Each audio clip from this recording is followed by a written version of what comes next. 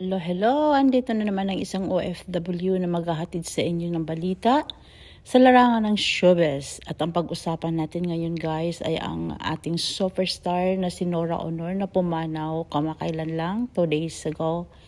At ito nga, si Imelda Papin, ang best friend niya, ay nagsalita na kung anong o bakit at anong kadahilanan at anong sakit ng ating superstar Nora Honor at ito'y pumanaw.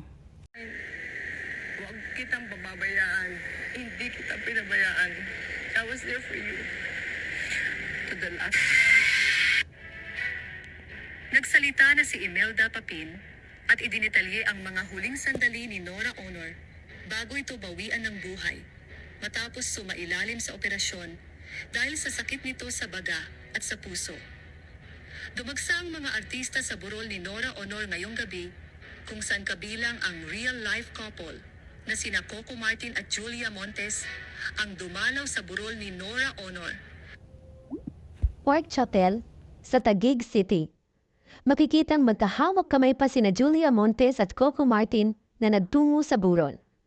Sa video na ibinahagi ng actress na si Nadia Montenegro, makikitang binigyan ng military salute si Nora Honor ng Armed Forces of the Philippines bilang pagbibigay respeto sa kanya bilang national artist ng bansa.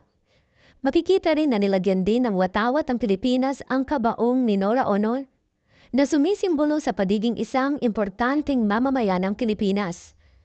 Habang isinasagawa ang military salute para kay Nora Honor, maririnig ang kanta niyang Bagong Bayani sa background.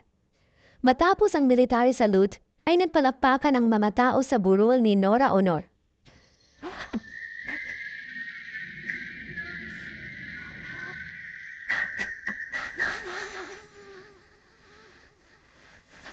Nang makapanayam ng media si Imelda Papin, ibinunyag nito na isa daw siya sa unang nakaalam tungkol sa surgery na isinagawa kay Nora Honor bago ito pumanaw. Matapos daw itong operahan, ay nagkausap pa daw sila ni Nora Honor. At sinabi daw ni Nora Honor sa kanya na maayos naman daw ang kalagayan nito matapos operahan. Yung surgery niya, after her surgery, she texted me that it's okay. Nagpapasalamat siya sa atin. Subalit ayon kay Imelda Papin, hindi daw siya makapaniwala na biglang pumanaw ang kanyang kumare na si Nora Honor dahil nagkausap pa daw sila araw-araw. Hindi ako makapaniwala kasi we were talking, we were texting every day. Hindi ako makapaniwala na nawala siya kagabi. Dagdag pa ni Imelda na witness daw niya kung papaano nalabutan ng hininga si Nora Honor dahil nandoon daw siya sa tabi mismo ni Nora Honor kasama ang mga anak nito.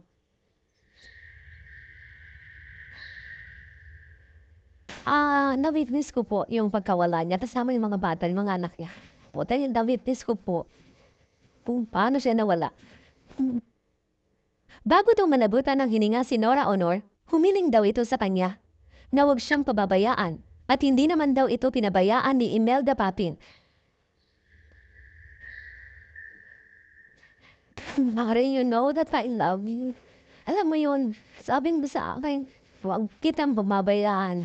Hindi kita pinabayaan. I was there for you.